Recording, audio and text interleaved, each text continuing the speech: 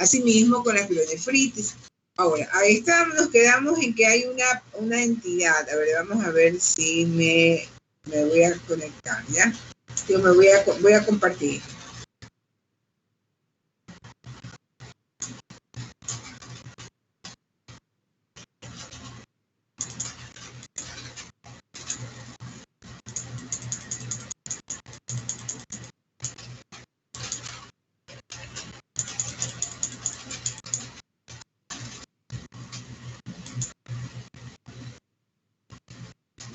Pero yo creo que ya las compartí con ustedes, pero bueno.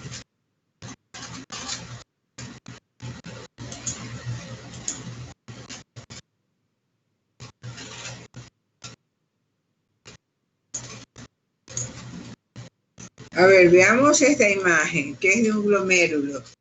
Si ustedes tienen esta imagen de este glomérulo, ¿qué diagnóstico le pondrían? Me pareció ese glomérulo en escena. ¿Qué les parece? A ver, ¿alguien lo describe, por favor?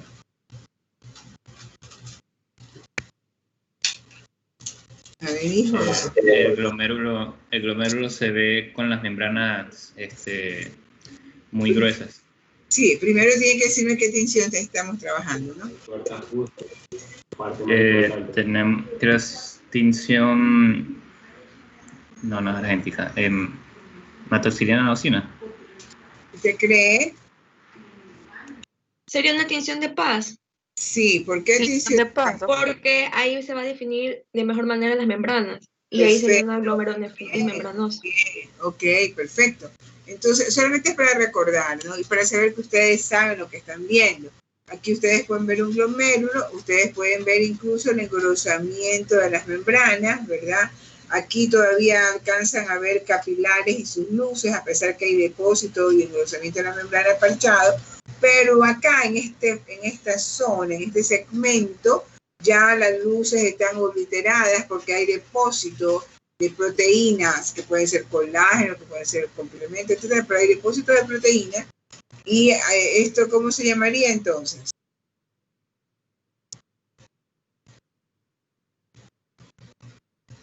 ¿Cuál sería el diagnóstico?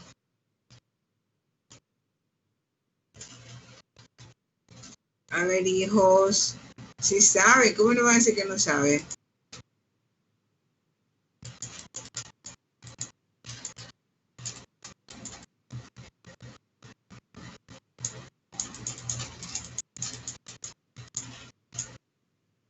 A ver, ¿qué diagnóstico tiene eso? Una glomerulonefritis membranosa.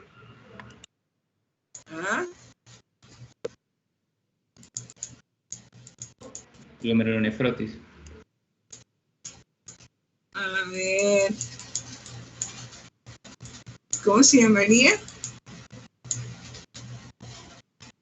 Es un solo glomérulo. A ver. Ay, me voy a poner a llorar. Ah, ¿qué pasó? Ustedes no se recuerdan, no me acuerdo si está por aquí, en este PowerPoint o en otro PowerPoint.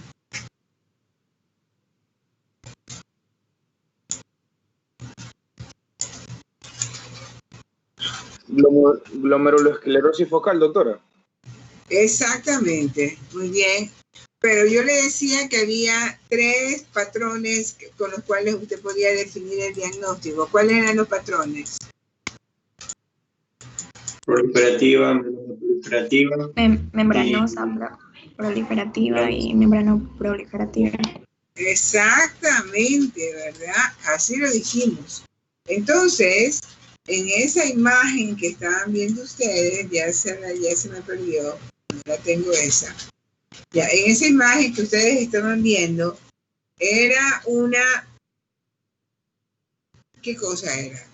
Era membranoproliferativa.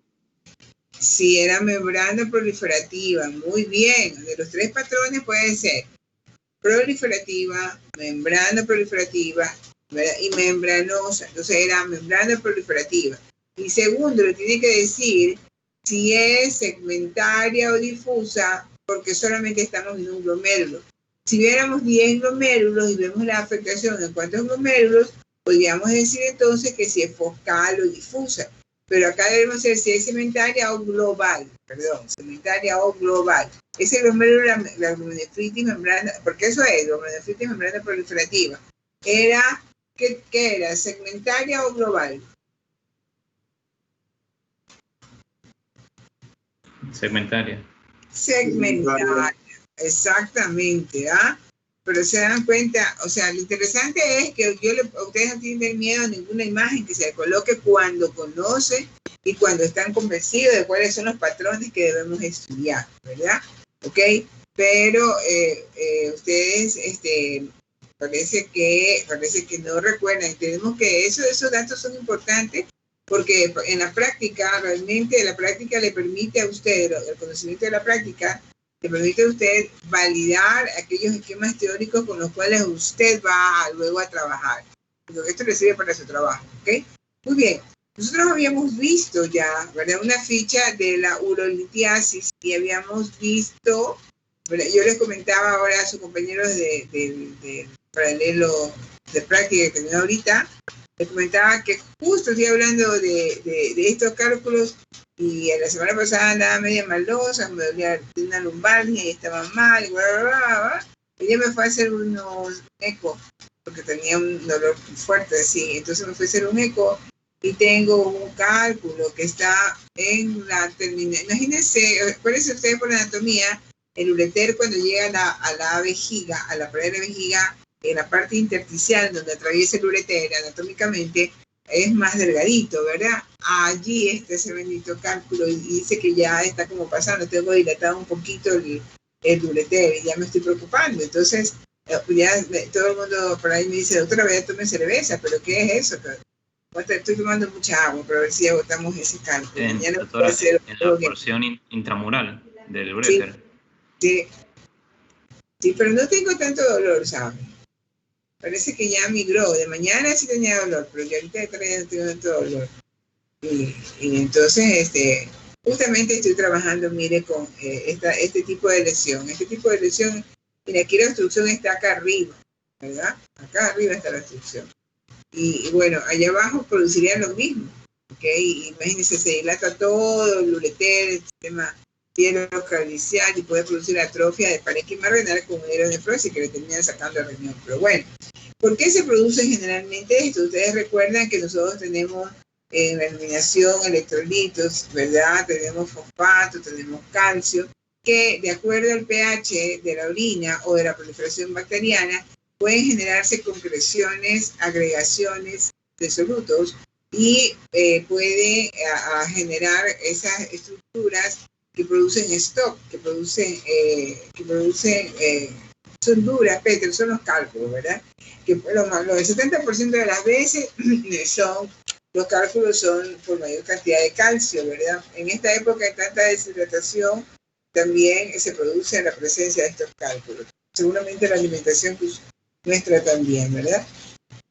Y no solamente encontraron cálculos en el ureter, pueden creer, me encontraron cálculos en la vesícula, chuzo, por eso no me está molestando ahorita.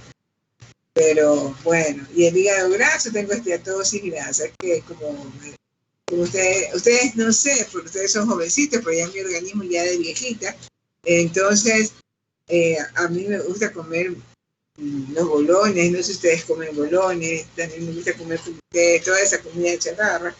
Y entonces estoy pagando la factura por andar comiendo ese tipo de cosas, así que ahora me va a tocar comer vegetales y no sé, tal vez la vesícula no sé si me, pero ahora voy trayendo clases. Eso de programar en las vacaciones. Estoy preocupada porque el cálculo migre. Esa es mi preocupación ahorita. Pero bueno, esperemos, yo les cuento. Entonces, ¿verdad? Nosotros encontramos que en la siguiente imagen podemos ver cómo, fíjense, estos cálculos de fosfato, estos cálculos de calcio, mire, tiene la forma de la pelvis y de los cálices. Se llama cálculo coraliforme, se parece a donde se obtienen las piedras del mar, ¿verdad? O también dice que tiene, se parece a los cachitos de las astas de ciervo, de los animalitos que llevan a Papá Noel. ¿cierto? Este año no celebró por la pandemia, pero así son los animalitos. Entonces, es que tiene la forma, imagínense, la forma de la pelvis y de los cánceres. Acá tienen otro tipo de forma. ¿Cuáles son los más que nos generan mayor cantidad de problemas? Lo que nos genera mayor cantidad de problemas son los más chiquititos, porque los chiquititos se enclavan y producen dolores. Estos de aquí van creciendo, creciendo, creciendo y creciendo, y cuando dan molestia ya, pues el riñón ya está totalmente dañado, está atrófico. Y ya lo que hay es que retirarlo, porque estos son focos de procesos infecciosos. Y puede dar lo que decíamos en la clase de práctica pielonefrosis. Muy bien. Bueno, nosotros tenemos que trabajar ahora con las neoplasias renales, ¿verdad? Sí estamos compartiendo, ¿no? Mire, existe, ya voy a poner mi PowerPoint, pero existe libros, ¿verdad? Que son, a ver, déjenme ver, ¿dónde está mi libro? Que son, caramba, ¿eso no es? Acá está. Libros que son solamente de las patologías, o sea, del libro de anatomía hematológica, y que son de Rosay, ¿verdad? Y que ahí viene, por ejemplo, clarísimo, y no sé si a ustedes les gustaría que yo les pase esta información. Yo tengo los libros, este es del 2019. Dice, vamos a estudiar carcinoma de células renales, y dice claras, que es el que se encuentra con mayor proporción. Y fíjese cómo viene este libro, ¿no? Le dice aquí, cuál es la etiología o patogénesis con la cual se asocia, cuáles son los problemas clínicos, el aspecto macroscópico, el aspecto microscópico, los diagnósticos diferenciales, ¿verdad? Y ahí vienen las características microscópicas, las características inmunistoquímicas, ¿verdad? Ahí viene el carcinoma de células claras específicamente, y ahí va manejando cada uno de ellos. Pero esto es más ya para trabajar con la especialidad, porque aquí viene clarísimo, ¿verdad? Las características macroscópicas, bien descritas, las características microscópicas, que es todo esto, viene con los diferenciales, con inmunistoquímica y con las alteraciones genómicas, ¿ok? Fíjese usted que más adelante le viene con todo el diferencial. Ahí en el diferencial le habla de las otras patologías, ¿no? Y mire usted cómo viene todas las imágenes, ¿ok? Y en todas las imágenes luego viene también la inmunistoquímica en las imágenes, ¿ok? Y viene todo el proceso. Entonces, trabajar en esto, pues, todo esto es un capítulo entero, carcinoma de células claras. Es bastante largo, ¿verdad? Trabajarlo como una entidad, ¿verdad? Trabajarlo como una entidad solamente de carcinoma de células renales claras. O sea, es bastante largo. Entonces, en el libro de Robbins está bastante resumido, y yo voy a trabajar, pero en el momento que ustedes necesiten, que se necesitan para exponer en alguna otra clase, alguna cosa de un problema clínico, por este asunto de la pandemia, no logramos trabajar en casos clínicos entre todos los profesores. Ojalá que llegue el sistema presencial, lo hagamos, ¿verdad? Y eso ayuda mucho, porque entonces cada docente desde su hacer, desde su contenido programático, trabajaríamos, y se hace muy interesante. En todo caso, ¿verdad? Vamos a hablar básicamente de dos cosas. Vamos a hablar de las neoplasias de células renales, ¿verdad? Y de células claras, y vamos a hablar de las neoplasias que se originan en el epitelio de transición, que son las uroteliales, ¿ok? Existe también el otro tumor, que es el tumor de Wilms, que es un tumor que también generalmente aparece en la población pediátrica. Pero bueno, muy bien. Si nos referimos a nuestro libro, ¿verdad? Dice, ¿cuál es la abreviatura? Carcinoma de células claras. También se llama carcinoma de células renales o convencional. Cuando le hablan del carcinoma de células renales, le están hablando de las células claras, que es el convencional.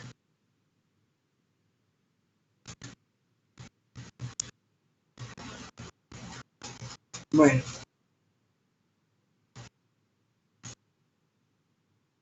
Dice que en su etiología y patogénesis, ¿verdad?, está involucrado el gen VHL, la secreción 3P2526, o por pérdidas del cromosoma TP, presente en virtualmente todos los casos del síndrome de von Willebrand.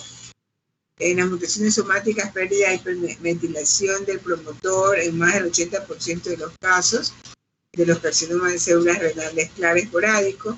En general, pérdida del número de copias de cromosomas 3P en más del 90% de los tumores. ¿Por qué en este caso he tratado de leer esto? Porque ustedes, el hecho de que nosotros estemos trabajando en anatomía patológica y nos quedemos con los diagnósticos de hematoxilina y eosina, no significa que no conozcamos que ya hay la posibilidad de poder hacer la determinación de estas alteraciones o de estas mutaciones que están clarísimas acá, ¿verdad? ¿Ok? Entonces, cuando vamos a hablar de las características macroscópicas, ¿de dónde se originan?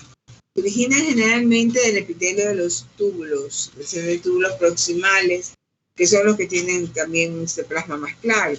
Su tamaño puede variar de 1 a 24 centímetros. Generalmente son bien circunscritos, aunque no tienen cápsula. Dice, puede estar bien circunscrito, pero por lo general no está encapsulado. Crece como que va abriéndose, se va abriendo hacia afuera, ¿ya? Pero no hace como las otras neoplasias que crece generando una infiltración como las patas de cangrejo. No, este tumor crece de manera uniforme hacia afuera, ¿verdad? Y da la impresión, cuando usted lo ve bien delimitado, usted dice, parece que tiene cápsula, pero no es cierto, porque microscópicamente ya algunas células se han logrado viajar hacia lugares adyacentes y formar otros nódulos al lado, ¿verdad? La superficie del corte es típicamente dorada, amarilla, son bastante comunes las áreas de necrosis, fibrosis, cambios quísticos y hemorragia. Por supuesto, porque si crece prontamente, pues va a generar disminución del aporte sanguíneo, va a haber necrosis, va a haber fibrosis y cambios quísticos. Los tumores pueden ser de apariencias aspeadas, con grados variables de las características antes mencionadas. El cambio quístico es una cosa bien importante, siempre se suele dar, puede variar en forma focal o puede hacerse un cambio quístico multiquístico. Las áreas de alto grado son sarcomatoides, ¿qué quiere decir? Normalmente este tumor es bien diferenciado, con células poligonales, con núcleos redondeados, y ahora vamos a ver, ¿verdad? Y amplio citoplasma claro, pero puede haber una variación histológica y existir, o sea, más pleomórfico y algunos que tienen núcleos alargados, que son los denominados tipos sarcomatoides, y que macroscópicamente estos sarcomatoides parecen que fuera, por ejemplo, parenquimatosa, parece más blanco, carnoso. La mayoría de los tumores están limitados al parénquima renal. Los tumores más grandes, en particular mayores de 7 centímetros, con mucha frecuencia afectan las venas del seno renal y la grasa peristuzal en el hilo. El muestreo cuidadoso del seno es esencial para demostrar que la grasa sinusal o grandes ramas segmentarias la invasión, ¿verdad?, de la vena renal. La respuesta al estroma pseudoencapsulación puede hacer que la determinación de la invasión de la grasa sea difícil en algunos casos y nosotros requerimos de hacer bastantes cortes para poder observarlo, ¿verdad?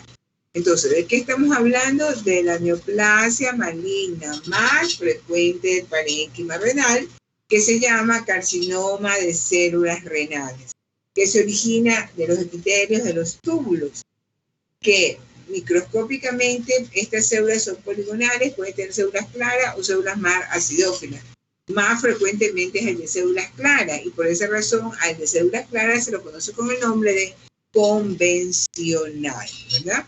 Ahora, en cuanto a las características histológicas, cuando usted va a describir el tumor, tiene que ver cómo se coloca. Eso significa el patrón de crecimiento, cómo se disponen las células. Porque ya no se disponen en la normalidad, sino que crecen o formando nidos, pequeños grupos, o formando alvéolos, como los alvéolos, pulmonares, pero que llenan la luz, túbulos, macroquistes o láminas sólidas rodeadas de tabicaciones fibrobasculares intrincadas y ramificadas. Es lo interesante, que para que ese tumor crezca, generalmente tiene bandas de tejido conectivo que sostienen esas partes, y por eso usted ve las bandas alrededor de las células neoplásicas. En la mayor parte de los casos se retiene la vascularidad típica, excepto en las áreas sólidas o sarcomatoides de alto grado, en donde el tejido conectivo queda bien en la periferia y el tejido tumoral queda en el centro, ¿verdad? Yo estoy leyendo aquí solamente para que vean cómo la disposición del libro, qué es lo que se debe trabajar en anatomía patológica, pero ya me voy a cambiar de PowerPoint, ¿eh? Porque estoy leyendo para que vean la disposición. Hay para todas las, o sea, hay genitudinario, gastrointestinal, pulmonar, hay cardíaco, hay de hígado, hay de todos los órganos, ¿ok? Y también existe, no sé si ustedes conocen los de AFib. Esos no los tengo acá porque cuando uno compra estos libros, de los hay, a uno le dan un numerito, una clave, y usted entra ahí a la editorial y ya, como usted compró el libro, baja. ¿Ya? Pero lo que no puedo bajarlo a mi computadora, cada vez que tengo que abrir, tengo que entrar a la biblioteca virtual de la editorial. Pero bueno, entonces en todo caso, cuando requieran, ¿verdad? Mire cómo viene dispuesta, cómo es la disposición y organización del libro. Dice, la arquitectura papilar focal es aceptable, o sea que pueden haber varios patrones de crecimiento. Sólidos, alveolos, nidos, túbulos, quistes, papilas, todas, ¿no? Dice, las papilas prominentes deben hacer surgir la posibilidad de diagnósticos alternativos, porque hay otros que también forman papilas, ¿verdad? Las áreas de menor grado usualmente son de citología de células claras, relacionadas con abundante glucógeno. ¿Por qué es clara? Porque tiene grasa, pues, glucógeno en citoplasma. Las áreas con citoplasma de granular eosinófilo por lo general son de mayor grado. Ahora, ahí dice, vamos a hablar de gradación, es decir, que acuérdense que nosotros cuando vemos neoplasias, nosotros le ponemos grado de diferenciación. Le ponemos bien diferenciado, moderadamente diferenciado e indiferenciado. Para cada entidad que vamos a ir trabajando en la actualidad, se han generado pautas específicas. Y, por ejemplo, para la neoplasia de carcinoma de células renales, en este caso estamos viendo en células claras, para la gradación utilizamos, la gradación dice nuclear de Fuhrman. Es decir, yo tengo que ver el núcleo, cuánto mide, si tiene núcleo prominente, y de acuerdo a eso yo le voy a hacer la gradación. Es el esquema de gradación de los tumores que utilizamos más comúnmente. Y miren lo que dice, asociada con el resultado clínico. El grado nuclear se asigna de acuerdo con el grado más elevado observado en el tumor, incluso si es focal. A los tumores con áreas sarcomatoides siempre se le asigna el grado 4. O sea, si usted tiene la célula vulgar poligonal, se hace alargada, mesenquimatosa, tipo sarcomatoide, ¿verdad? El grado va a ser siempre 4. Ahí no va a estar perdiendo tiempo porque su núcleo ya está totalmente diferente. Sin embargo, hay una marcable habilidad interobservador y la mayoría de los tumores considerados como 2 o 3 hacen que la discriminación sea difícil. Ahora, aquí ya viene la pauta en donde le decimos que nosotros con hematoxilina y eosina, ¿qué hacemos con hematoxilina y eosina? Damos criterios subjetivos en base a nuestra experticia, experiencia y conocimientos, ¿verdad?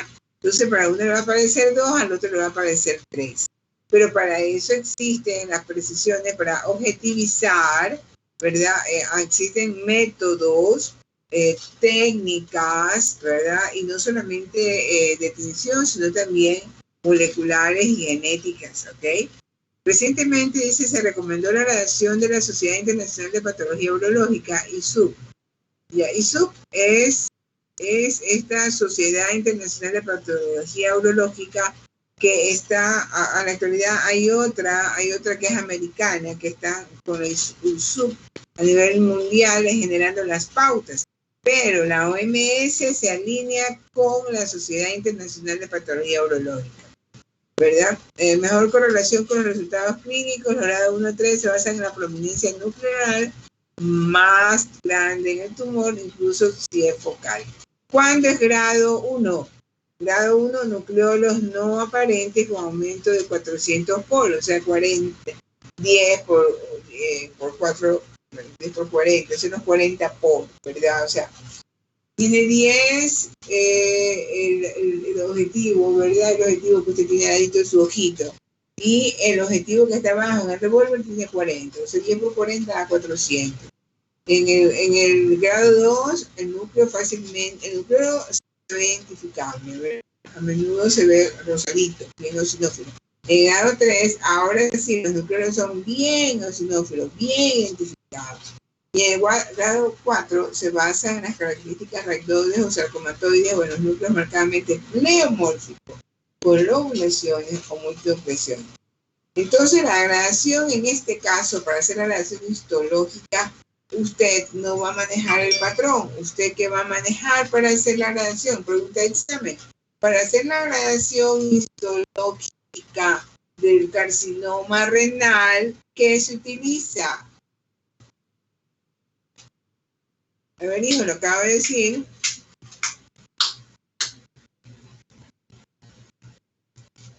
¿Cuál se utiliza?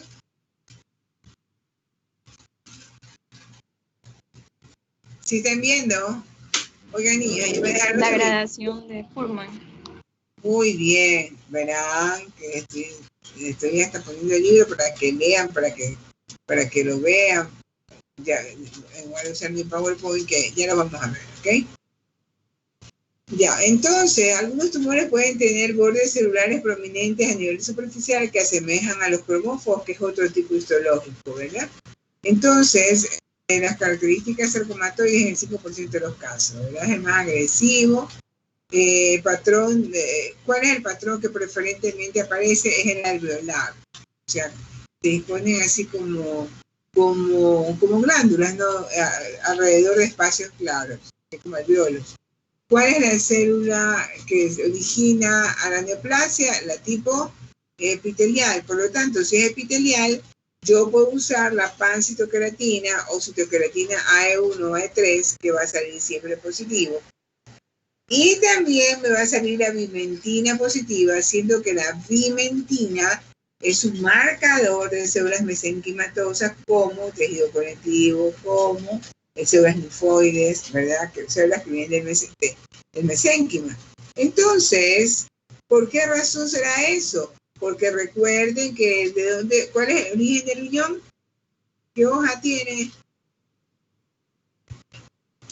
¿Cuál es el origen del riñón? Embriológico. A ver, hijo, no están en clase. ¿No se recuerdan? Uy, Diosito Santo, ¿qué pasó? Nadie contesta. No están en clase, me voy a enojar. El mesodermo. Entonces, desde el mesodermo, desde el mesénquima, viene el riñón y ahí hay diferenciación epitelial en el túbulo, ¿verdad? También puede ser positivo con el CD10, con el PAS2, con el PAS8, ¿verdad? Y aquí están todos los marcadores que puedo usar, ¿verdad? El AMAR, el CD17 son en general negativos, porque este para el cáncer de próstata, por ejemplo, el CK7 para los túbulos en hígado, el CD117 para células inmaduras, células madre, es decir, y ahí el diagnóstico diferencial, fíjense, ahí le viene con cada uno de ellos, con carcinoma papilar de células renales, con carcinoma de células renales asociadas con translocación, carcinoma de células claras, y viene todo un diferencial. Entonces, con el cromófobo, y le dice cada uno de los diferenciales. Esto está en el libro de Robbins, pero no está puesto de esta manera como está puesto en este libro. Entonces, pero tiene que estar de Robbins, por favor, también, porque Robbins es el libro básico. Entonces, bueno, ahora sí vamos a nuestro PowerPoint y les quería mostrar que existen libros de la especialidad en donde vienen y son del año 2019 últimos, ¿verdad? Que hay que andárselos comprando, son carísimos, cada libro vale como 300 y pico. Ellos nos dan las pautas, incluso las últimas de la OMS. Muy bien. Ahora vamos a ver ese carcinoma de células claras y vamos a ver la macro. Ok, el carcinoma de células renales convencional, también de células claras. Miren ustedes, ¿verdad? Dicen como alveolos, o sea, como que se dispone formando así, ve, como un acinito, como un acino, ¿se acuerdan como los acinos serosos del páncreas? Así parecen, ¿no? Entonces, el citoplasma es amplio y parece vacío, está clarito el citoplasma, miren ustedes. Sus núcleos generalmente son centrales y suelen ser grado 2, que quiere decir que yo puedo identificar el nucleolo. Tengo que verlo en un plete de mayor aumento, pero aquí lo vi en mayormente y no alcanzo a verlo. Los límites celulares están bien definidos, pero sin reforzamiento de las membranas citoplasmáticas visto en los cromófagos. Quiere decir que hay una neoplasia con el cual hay que hacer diferencial, que son los carcinomas de células cromófagas, y que tienen la particularidad de tener membranas nucleares bien definidas, y quizás sería el diferencial. El aspecto de los carcinomas convencionales es variable, usualmente células claras con una rica, esto es importante, miren ustedes aquí esto, ¿sí ven? La rica red vascular, como se observa en la imagen aquí a la izquierda, ¿sí lo ven? Bien interesante, muy bien. Entonces, vamos a ver aquí los grados de Fuhrman, ¿sí ven? Decimos grado 1, son uniformes, ¿verdad? Generalmente tienen una 10 micra y no se ven los nucleolos. Vamos al grado 2. En el grado 2 todavía siguen conservando su citoplasma claro, se disponen así como aciditos. ¿Y ven o no ven nucleolos? En el grado 2.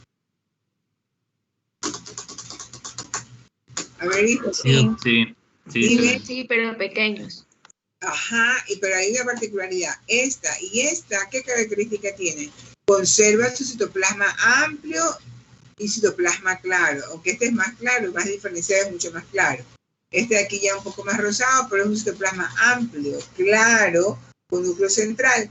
Pero vamos acá, miren ustedes, acá ya como que pierde su citoplasma amplio, claro, y sus nucleolos se hacen muy, muy evidente. Hay un pleomorfismo nuclear, y más todavía en este lugar, ¿verdad? Entonces ahí ustedes pueden ver, ¿verdad? Dice grado 2, son más grandes, contornos regulares, los nucleolos a 400 por, los núcleos son más grandes de grado 3, irregulares con nucleolos prominentes, y asimismo, aquí dice, como si células comparten las características de los fusiformes, ¿ok? Miren ustedes, a ver, caramba, se me cambió, pues, ¿dónde está? Aquí. El grado 3 más el núcleo pleomórfico multilobulado, como si células fusiformes, que es el tipo sarcomatoide. Ahí ya ven eso. Allí ustedes pueden ver, ¿verdad? En este caso, este carcinoma tiene predominio de ¿qué? De un citoplasma más rosado, que es un poco más indiferenciado. La adquisición del hierro con es negativo y expresa por inmunistoquímica la positividad, recuerden, CD10 y lumentina. ¿Ok? Pues es positivo para citocreatina AE1, AE3, la pancitocreatina, pero para la CK7 no. Para la CK7 es que como la citocreatina son como unos 200 tipos. Y hay la universal tiñe todo lo que es epitelial, que es la citocreatina AE1, AE3, pero hay citocreatinas que son particulares de determinados órganos, específicamente 1 o 2 órganos, por ejemplo, el CK19 en mama, ¿ya? El CK7 en los conductos biliares. Entonces, en la actualidad se hacen la función CK7 y CK20, y se dice, cuando es CK7 positivo y CK20 negativo, pueden ser tales neoplasia, ¿ok? Eso normalmente lo hacemos acá. Mire usted, aquí encontramos el riñón. Fíjense que si yo tengo que describirlo, digo que este es un riñón que está cortado longitudinalmente, que me está exponiendo la superficie con una área, más o menos la área ileal, se ve como con coágulos sanguíneos. Y casi el 80% del parénquima renal se haya ocupado por un tumor, ¿verdad? Que miren ustedes, se ve como que bien delimitadito. Entonces se ve como bien delimitadito, pero es maligno. Aquí ya se nota como ya infiltró un poco más, ¿no? Se ve bastante bien delimitado, ¿ok? Y tiene como tabiques que lo pseudolobula, ¿verdad? Como que hace lobulaciones. Bueno, eso en cuanto a los carcinomas de células renales. Miren ustedes, ¿qué les parece esas imágenes que están viendo allí?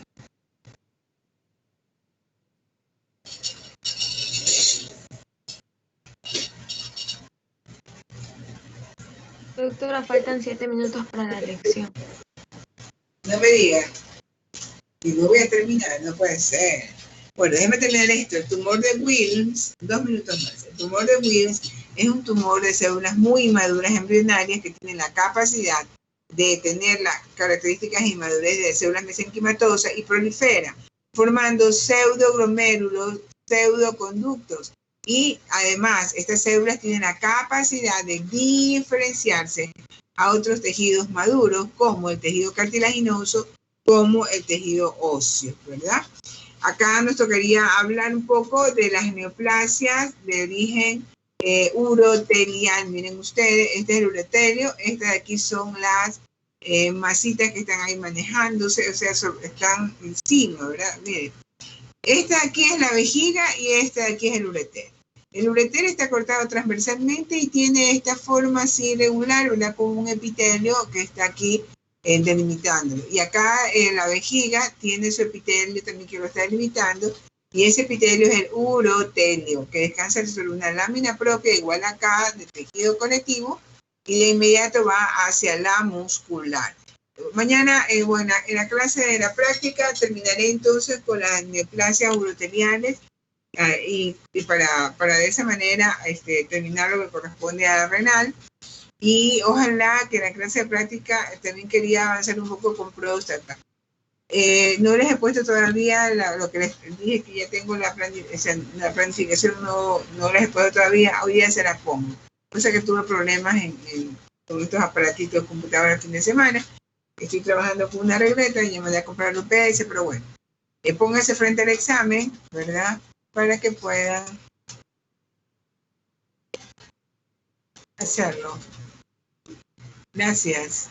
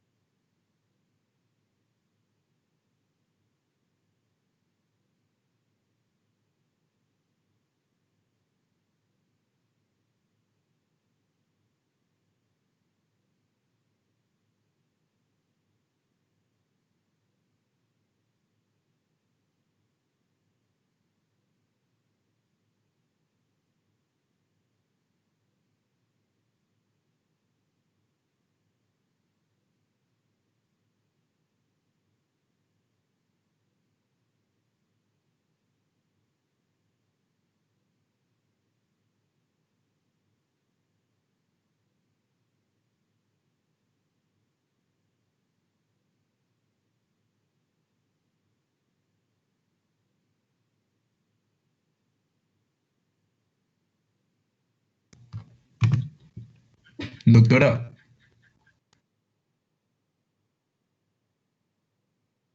Dígame, dígame.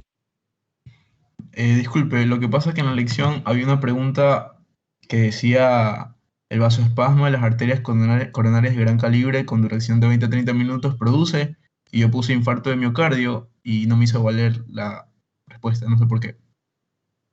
A mí también me pasó lo mismo. A mí también, doctora. Ah, y otra también que era, creo que la 7, que decía la respuesta inflamatoria crónica de la pared arterial ante una lesión A ver, endotelial. espérese. Yo había, ¿Qué perdón. puso? ¿Qué Yo puso? había escrito aterosclerosis, pero me Ajá. parece que la respuesta era ateroesclerosis. Es que Y es yo, aterosclerosis. pero yo he visto en Robbins que se escribe también de la otra manera. Atero, quiere decir, no arterio, Por eso, aterosclerosis, pero la Está respuesta bien. dice que es ateroesclerosis. No, aterosclerosis dice la respuesta, yo la vi. Es que tampoco me hizo. Pero a ver, cuando usted comienza a escribir, ¿escribe con mayúscula o con minúscula? Yo escribo con mayúscula y luego minúscula. O sea, al comienzo con mayúscula. Bueno, yo lo voy a revisar. Si esos detalles, yo los voy a revisar y ahí le hago valer. Ya, doctora, muchas gracias. Doctora, una pregunta. En la pregunta 8 dice la placa de ateroma. A ver, hija, ¿sabe qué? Déjeme anotarlos porque yo después ando revisando uno por uno y ando perdida. ¿Quién es el que me dice? Déjeme anotar. Este es grupo B, ¿no? ¿Con quién fue que me dijo, por favor? Yo, doctora, Víctor Iñiguez. Ya. Estamos 18 de enero. Víctor Íñiguez. Revisar. Pregunta. Infarto. Y aterosclerosis. Así es. No sé. Ya le voy a revisar a ver por qué no la ha cogido. Doctora, Sí, dígame. yo también tengo el mismo problema que Víctor. En las dos. ¿Cómo se llama? También, doctora. Joyce Vera. ¿Perdón? Joyce Vera. No, dos personas hablaron y escuché. Dígame una solita. Joyce Vera. Ok, ahora sí la escuché. ¿Quién más me dijo? Yo, doctora. Suárez, doctora. Nombre. Doctor, y si no, le mandamos por WhatsApp la lista de los que están Doctora, con ajá, problemas. y si yo le mando mejor. Bueno, Porque puede somos ser. bastante. Ya Sí, puede porque ser. si no todo el mundo va a hablar ahorita y no, nadie se va a poner a Doctora, yo turno uno, tenía turno una dos. pregunta. Es sobre la pregunta 8 que dice la placa de ateroma que se rompe libera detritus que circulan y generan dentro de la sangre la presencia de... Yo puse trombos, pero la respuesta es embolia, así que no Claro, sé si lo haga valer porque los trombos también, o sea, cuando hay la ruptura de la placa de ateroma forma trombos. Sí. Pero lo que pasa es que ahí dice liberan y ahí dice generan. O sea, ¿qué quiere decir? Está liberando los detritos a la circulación. Y al liberar la circulación produce los microémbolos. Entonces, no es que está generando allí la activación de los factores de coagulación. Seguro que se va a producir trombo, pero es por lo que dice la pregunta. Si la revisa la pregunta, déjeme ver si la tengo aquí a la mano. Doctora, yo también tengo una con respecto a esa pregunta, porque la respuesta dice embolia, pero yo puse émbolos, y es lo mismo. Bueno, eso sí puede ser, ya le voy a... Mándeme, a ver, la niña que me va a hacer el favor de enviar toda esa información, ¿verdad? O sea, yo voy a revisar a ver si dice, si está bien escrito, ¿ok? Le hago valer, si no, no. Entonces, ahí sí la placa dice la placa ateroma que se rompe, libera detritus que circulan y generan dentro de la circulación la presencia de émbolo, embolia, microembolia. Entonces eso sí puedo aceptar. Ajá. Doctora, disculpe, yo tengo una duda acerca de la pregunta número 9 que dice el vasoespasmo de las arterias coronarias de gran calibre con duración de 20 a 30 minutos produce. La respuesta es infarto de miocardio, pero también no podría ser lesión miocárdica irreversible, ¿o no? No, infarto de miocardio, pues. Sí, esa es la idea. Pero se sobreentiende también como si fuera No, una lesión. infarto, o-